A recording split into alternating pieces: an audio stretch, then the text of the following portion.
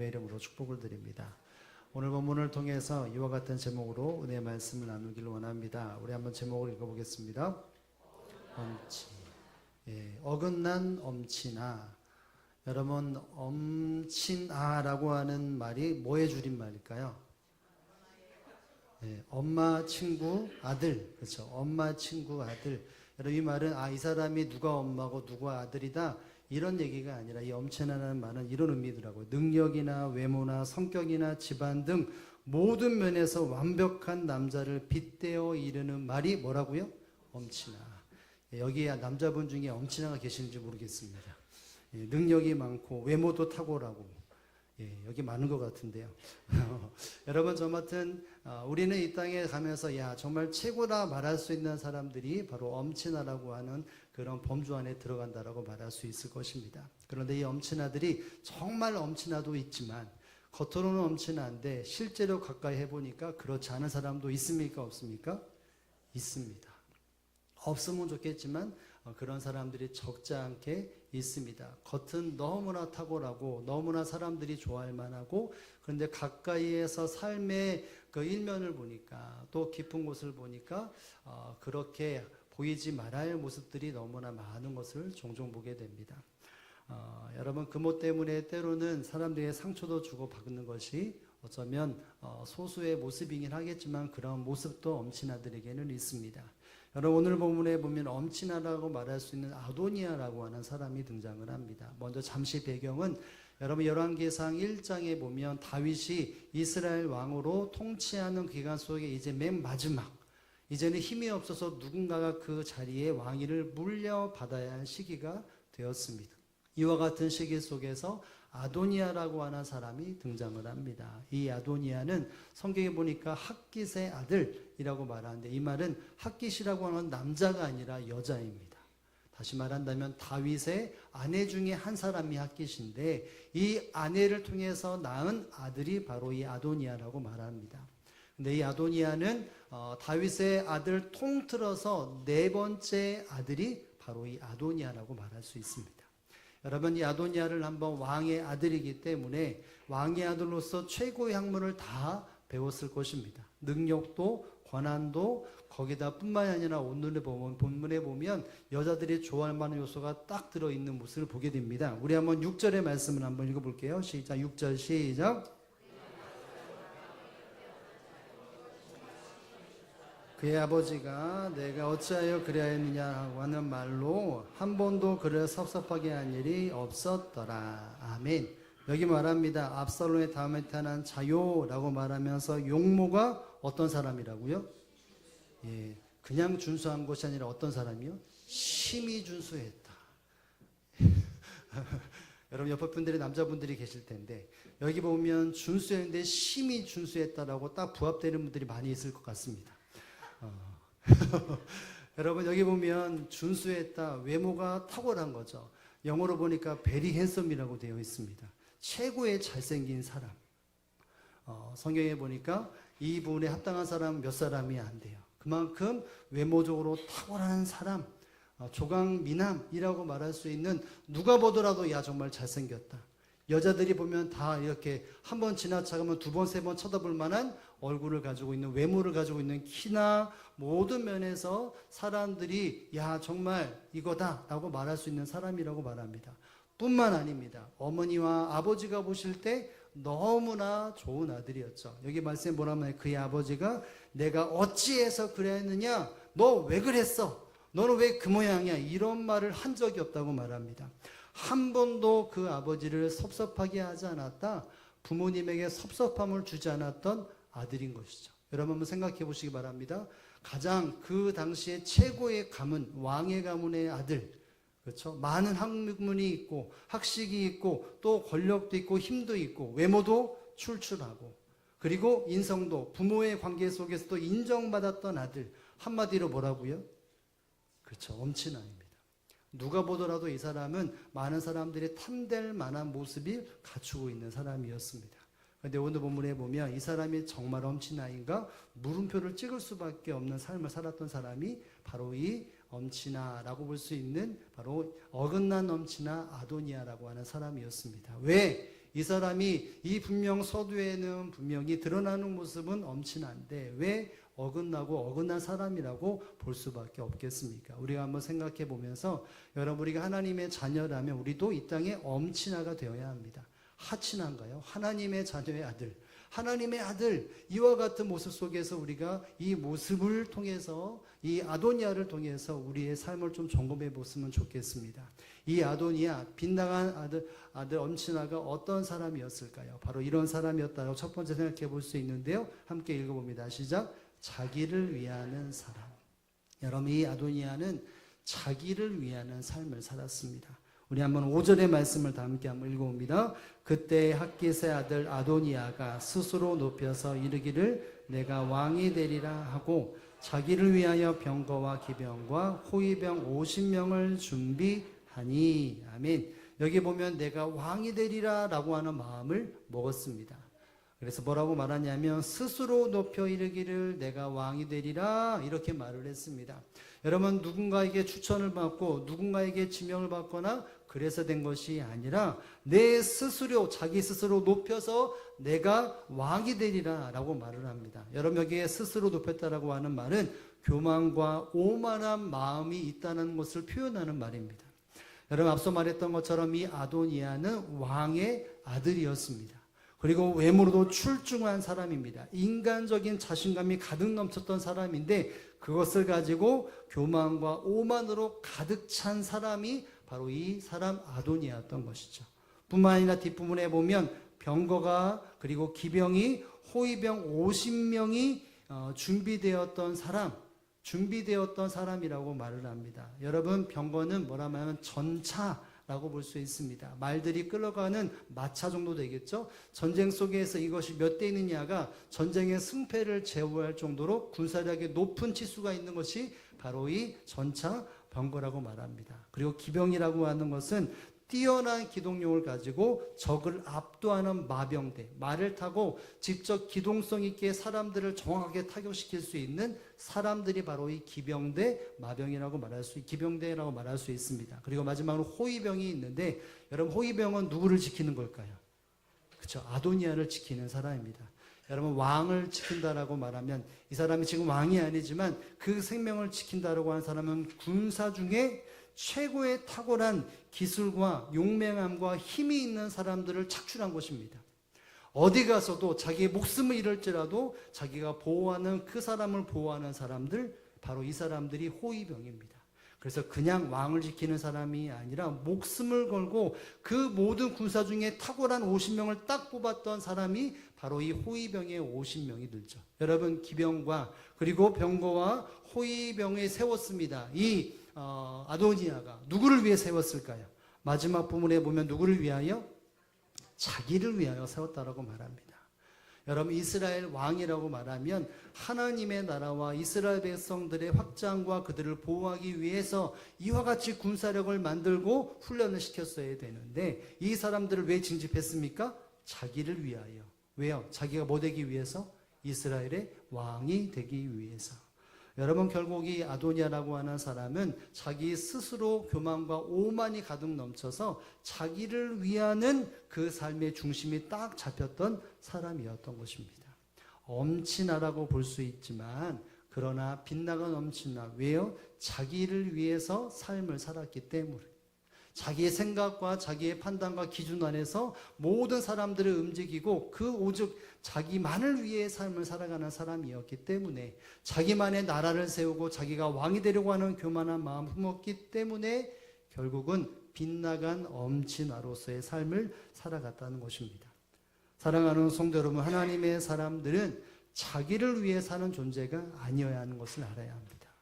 하나님을 위하고 하나님이 허락하시는 사명을 위하고 하나님의 뜻을 위하고 하나님의 나라를 위해 살아가는 사람들이 바로 하나님의 사람이어야 합니다.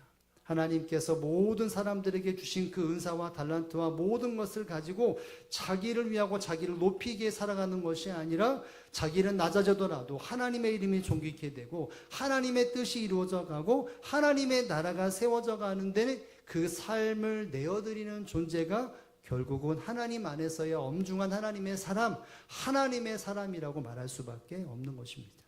그런데 성경은 그렇지 않았던 사람들이 종종 등장합니다. 누가 그랬을까요? 우리가 잘 아는 것처럼 사울왕이라고 하는 사람은 왕이 되었을 때 전쟁에 나가 승리를 하는 적이 종종 있습니다. 근데 그 승리를 할 때마다 하나님 앞에 어긋난 모습으로 삶을 살아갔습니다. 한 예로 여러분 사무엘상 14장과 15장에 보면 이스라엘 백성들이 이끌어가는 사울이 아말렉과 전쟁을 치르게 됩니다. 그 전쟁에서 대승을 합니다. 상대방의 왕도 잡고 거기에 속해 있는 각양의 어떤 짐승을 다 잡아옵니다. 나중에 사무엘이 타박을 주는데 사무엘이 오기 전에 이 사울왕이 승리를 하고서 어떤 일을 합니다. 근데 그 일을 어떤 사람이 보고 사무엘에게 왕이 이렇게 했습니다. 왕이 이러한 모습을 보였습니다. 라는 말이 있습니다. 우리 한번 읽어볼까요? 사무엘상 15장 12절의 말씀, 우리 하반절 말씀인데 함께 한번 읽어봅니다. 어떤 사람이 사무엘에게 말하여 이르되 사울이 갈말에 이르러 자기를 위하여 기념비를 세우고 발길을 돌려 길가로 내려갔다 하는지라. 아멘. 사울이 갈멜에 이르러 자기를 위하여 뭘 세웠다고요? 기념비를 세웠다. 기념비를 세웠는데 누구를 위해 세웠다고요? 자기를 위해서. 야, 이 전쟁은 내가 승리했어. 내가 적재적소에 사람들에게 들어가라 나와라 어떻게 움직여라 이렇게 내가 왕위의 자리에 있었기 때문에 사람들이 그렇게 원했던 내가 부합한 왕이었기 때문에 그 왕으로서 내가 잘 그 자리에 있었기 때문에 내가 승리한 거야 라고 하는 것에 모든 백성들이 이 사울왕을 우러러볼 수 있도록 자기 기념비를 세웠습니다. 여러분 사울왕은 철저하게 자기를 높이고 자기만의 왕국을 세우려고 애썼습니다. 왜요? 이후에 보면 이것이 멈추지 않고 누구를 죽이려고 하겠습니까? 다윗을 죽이려고 했습니다. 왜요? 이 다윗이 존재하는 것은 자기 왕위를 흔들고 빼앗아 간다라고 하는 마음을 먹었기 때문에 그래서 틈만 나면 다윗을 죽이려고 합니다. 왜요? 그 나라를 위협받았기 때문에. 여러분 하나님의 뜻은 하나님의 나라를 세우고 하나님의 뜻을 위해 살아가는 사람이어야 하는데 이 사울은 철저하게 자기를 위하는 삶, 하나님이 그 왕위의 자리에서 하나님의 뜻을 이루고 이스라엘 백성들을 영적으로 건강하게 만들기 위해 세워주셨는데 이 사울은 그 모든 것을 가지고 자기의 왕국을 세우고 자기의 왕위를 견고하게 만들려고 애를 썼고 무엇보다 하나님의 뜻을 거스리는 삶을 살았던 것입니다. 여러분 결국은 그 자리에서 내려놓음을 받을 수밖에 없었다는 것을 우리는 알게 됩니다.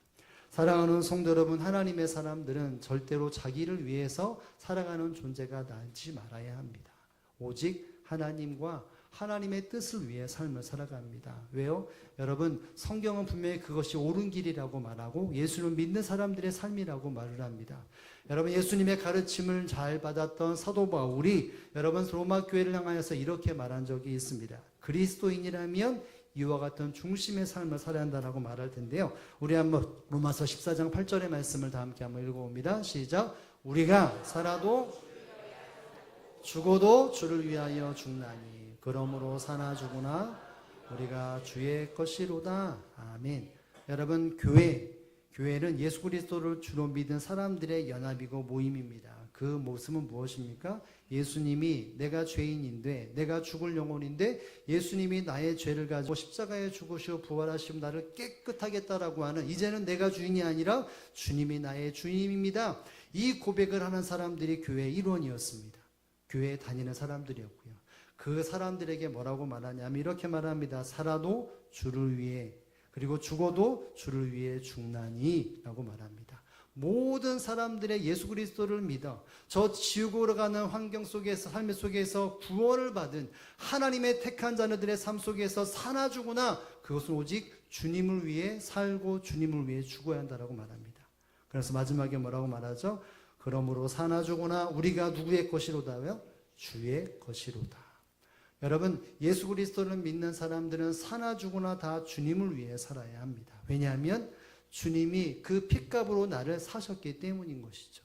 나의 모든 삶 속의 근간은 바로 주님이어야 합니다. 내가 물질을, 내가 시간을, 나의 삶을 쏟아붓는 것은 내 자신을 위하는 것보다 주님을 위해 주님의 뜻을 위해서 사용되어져야 합니다. 여러분 왜 그러면 될까요? 왜 그렇게 삶을 살아야 합니까? 여러분 예수님이 이 땅에 오신 이유가 무엇입니까? 이것을 기억해야 합니다. 여러분 요한복음 10장 10절에 보면 우리가 너무나 귀에 닳고 달았던 말씀이 있는데요. 우리 한번 읽어볼까요? 예수님이 어떤 분이신지, 우리와 관계 속에서 어떤 분이신지, 우리를 향한 계획이 무엇인지를 우리 함께 읽어봅니다. 시작. 도둑이 오는 것은 도둑질하고 죽이고 멸망시키는 것뿐이요, 내가 온 것은 양으로 생명을 얻게 하고 더 풍성히 얻게 하려 것이니라. 아멘. 여러분, 예수님이 오신 목적은 생명을 잃은 모든 사람들에게 생명을 주시기 위해서, 영생을 주기 위해서, 영원한 형벌 가운데 저 지옥으로 가는 수많은 사람들에게 생명과 하늘의 영생을 주기 위하여서 이 땅에 오셨다라고 말합니다. 근데 그것이 끝입니까? 아니죠. 그 생명을 더 풍성하게 얻게 하려 함이라고 말을 합니다. 이 땅의 삶을 살아갈 때에 예수님이 오신 이유는 그 삶의 풍성함과 풍요로움과 이 땅의 진정한 만족과 행복을 주시기 위해서 이 땅에 오셨다는 것입니다. 여러분, 사람이 사람의 판단으로 삶을 살아간다면 진정한 만족과 기쁨이 있겠습니까? 돈을 내가 많이 벌겠다고 말하면 돈이 많으면 많을수록 근심과 걱정이 많이 있습니다. 건강을 위해서 내가 만족한다면 건강이 많으면 많을수록 어느 순간 그 작은 것 하나에 넘어지고 더 열중하게 됩니다.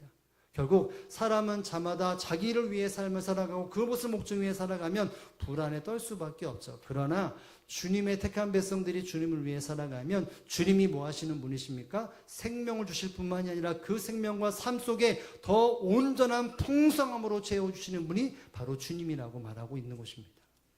여러분, 주님을 위하는 것이 손해인 것 같고, 주님을 생각하는 것이 내 삶 속에 무엇인가 미래가 없는 것 같고 소망이 없는 것 같지만, 결국은 소망과 미래를 여는 인생이 바로 예수 그리스도를 위하는 삶이라는 것을 저와 여러분은 깨달을 수 있기를 주님의 이름으로 축복을 드립니다.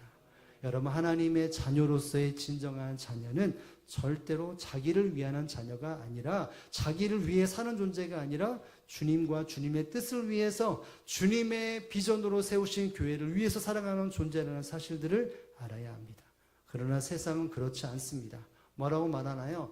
네 생각대로 해. 야, 네가 좋은 대로 해. 네 하고 싶은 대로 마음대로 해. 이렇게 말을 합니다. 수많은 TV에 매체나 광고 매체나 사람들을 움직이는 그 몸속에 남들 의식하지 마.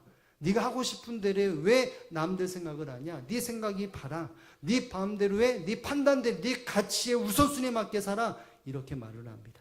어떻게 보면 그것이 맞는 것처럼 들립니다. 여러분, 그런데 우리가 어떤 것처럼 도둑은 도둑질하기 위해 그 생명을 빼오기 위해서 왔지만 예수님은 생명과 더 풍성함을 주기 위해 오셨다라고 말합니다. 여러분, 결국 자기를 위해 살아가고 하는 수많은 소리는 누구의 외침입니까? 바로 사단의 외침이고 도둑질하려고 하는 잘못된 사람들의 영적인 존재들에 대한 외침이라는 것을 알아야 합니다. 여러분, 주님을 위해 살고 주님의 뜻을 위해 살아가는 삶은 결국 영원한 만족을 위해 삶을 살아갑니다. 왜요? 우리의 인생을 알고 우리의 발걸음을 아는 분은 오직 여호와 하나님밖에 없기 때문인 것입니다.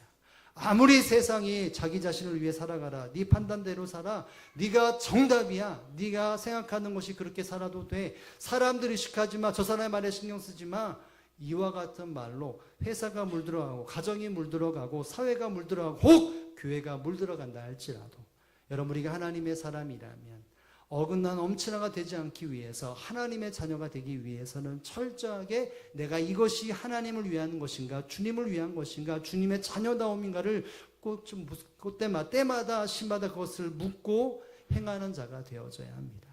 그러므로 사랑하는 성도 여러분, 저와 여러분이 어긋난 하나님의 사람이 되지 않고 주님 안에서 온전한 자녀가 되기 위해서 세상에 말하는 내 중심, 나기 중심이 아니라 하나님 중심과 하나님의 뜻을 위해, 주님의 뜻을 위해 날마다 내 삶을 내어드려 주님이 허락하시는 풍성한 삶을 살아가는 저와 여러분의 삶이 되어지기를 주님의 이름으로 축복을 드립니다. 여러분, 본문의 두 번째로 아도니아가 왜 어긋난 엄친이냐라고 말할 때 그의 삶의 특징이 이것입니다. 두 번째는 이것입니다. 함께 한번 읽어봅니다. 분쟁과 분열을 일으키는 삶.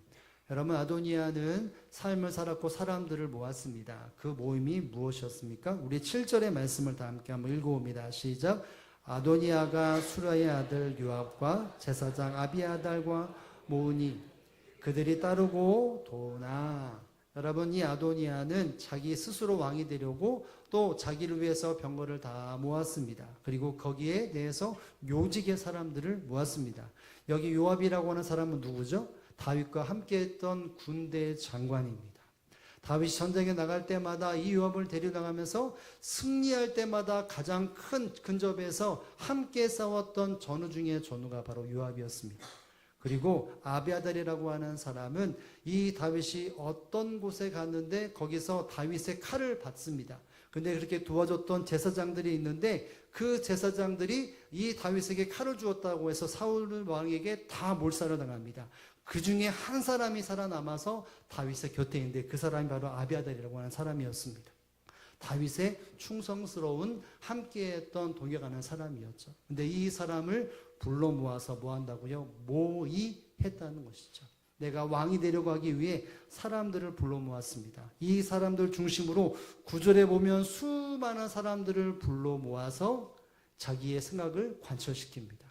그런데 이 모임이 어떻게 됐느냐? 이 모임이 왜 어떤 성경을 끼느냐는 것은 물론 이럴 수 있지만 여러분 8절의 말씀에 보면 거기에 참여하지 않은 사람에 대한 이야기를 기록하고 있습니다. 우리 8절의 말씀 읽겠습니다. 시작. 제사장 사독과 여야다의 아들 분하야와 선지자 나단과 시므이와 레이와 다윗의 용사들은 아도니아와 같이 아니하였더라. 여러분, 아도니아와 같이 아니었다. 아도니아의 마음과 같지 않았다는 거예요. 아도니아를 왕 오려고 세우려고 하는 마음이 없는 사람이었던 것이죠. 여기 나와 있는 8절에 있는 사람들의 말, 또 10절의 중복에 나와 있는 선지자 나단과 분하야 용사들과 자기 동생 솔로몬을 청하지 않았다.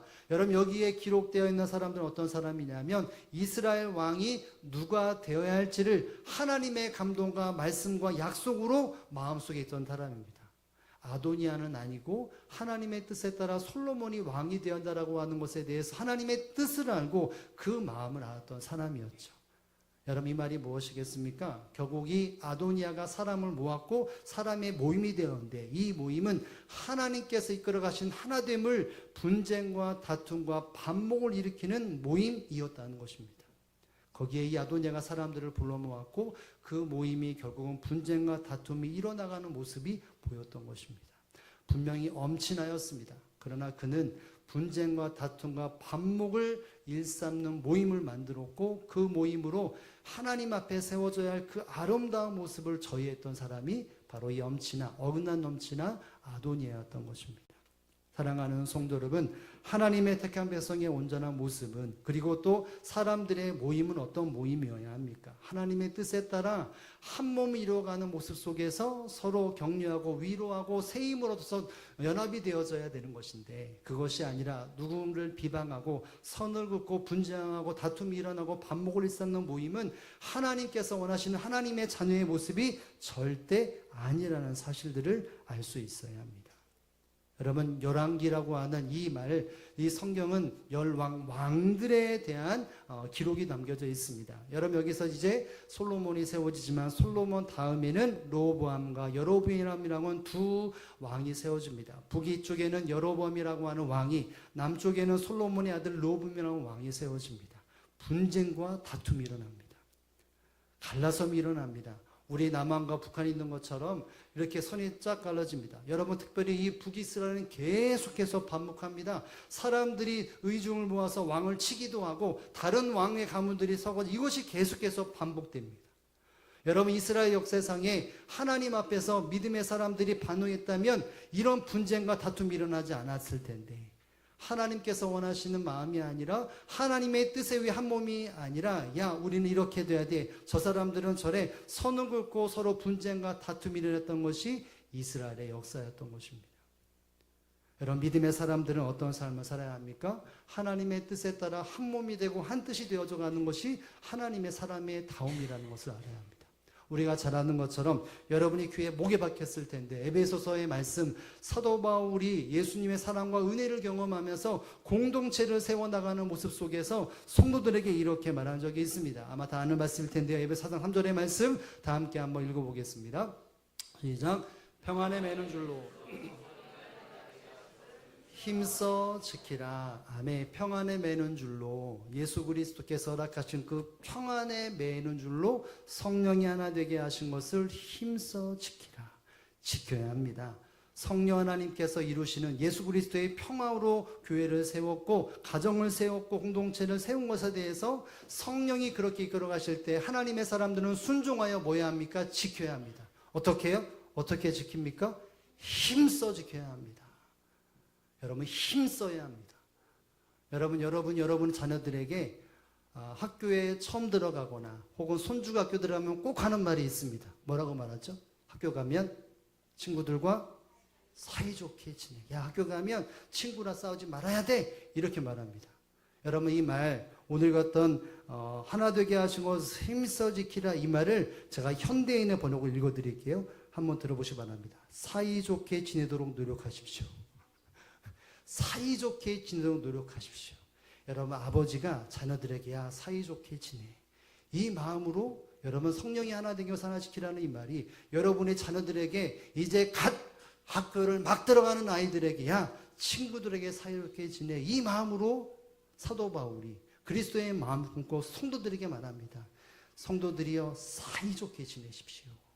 성령은 사이좋게 지키기를 원하시고 그것을 힘써 지키는 것에 있어서 너희가 힘써야 한다. 야 교회는 사이가 좋아야 돼. 이것이 담겨 있는 것이 사도 바울을 통해서 고백되어 있는 말인 것입니다. 여러분 이 땅의 교회는 이 땅의 하나님의 사람들의 삶의 모습에 쌓아져가는 모습은 뭐 해야 됩니까? 사이좋게 되어져야 합니다. 서로 한 몸이 되어져야 합니다. 모였다면 그 모임은 서로 분쟁과 다툼과 선을 그는 것이 아니라 한 몸이 이루어가는 모습이 반드시 있어야 합니다. 여러분 그래서 어떻게 지키라고요? 힘써 지키라. 여러분 힘쓰다는 말은 지키는 게 쉬운 걸까요? 어려운 걸까요? 어려워요. 그렇죠? 여러분 부부도 한 몸으로 태어났는데 어느 순간 다투고 등 돌리고 꽁지도 보기 싫어하는 것이 부부고 내 배 아파서 나왔던 아들과 딸도 어느 순간 보면 보기도 싫고 이런 마음들이 있습니다. 여러분 그럼에도 불구하고 여러분 우리가 그 모습 속에 인내하고 참아주면서 한 몸이 되었다고 말한다면 여러분 누군가가 희생을 해야 한 몸이 될 수 있습니다. 누가 희생해야 합니까? 옆에 있는 사람이 희생하는 것보다 내가 희생하는 게 더 빠릅니다.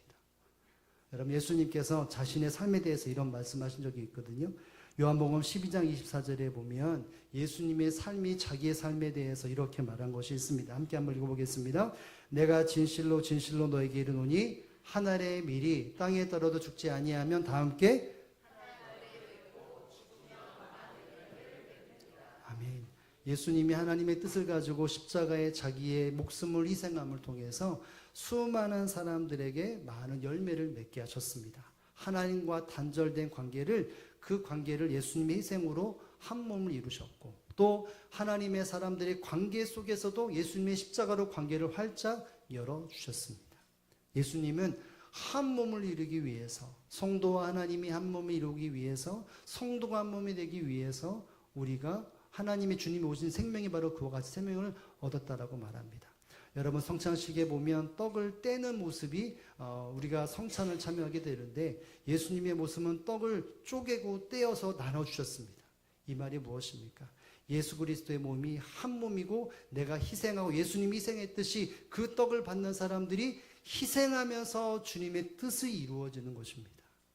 여러분 분명히 한 몸이라고 하는 것 성령이 하나 되는 것을 지키는 것은 힘써야 합니다. 희생이 있음입니다. 시간이 희생되어져야 되고 나의 삶이 희생되고 나의 물질이 희생되어져야 되고 때로는 그것이 내가 힘듦과 어려움이 있지만 그 모습이 주님을 닮아가는 모습이고 그것이 죽어져서 하나의 밀이 져서 수많은 많은 열매를 맺듯이 희생이 반드시 동반되어야 합니다. 누구의 희생이 동반되어야 합니까? 나의 희생이 동반되어야 합니다. 예수님의 희생 때문에 내가 삶을 받기 때문에 그와 같은 삶의 모습이 분명히 있어야 합니다. 사랑하는 성도 여러분, 예수 그리스도의 이름으로 모이는 모든 모임에는 이와 같이 한 몸이 되어지는 모임이 되어져야 합니다. 아도니아가 사람들을 불러 모았습니다. 하나님의 사람들을.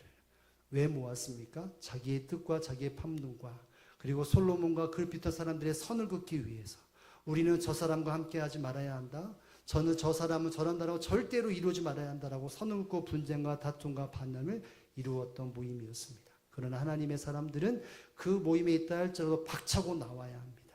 이거는 아니라고.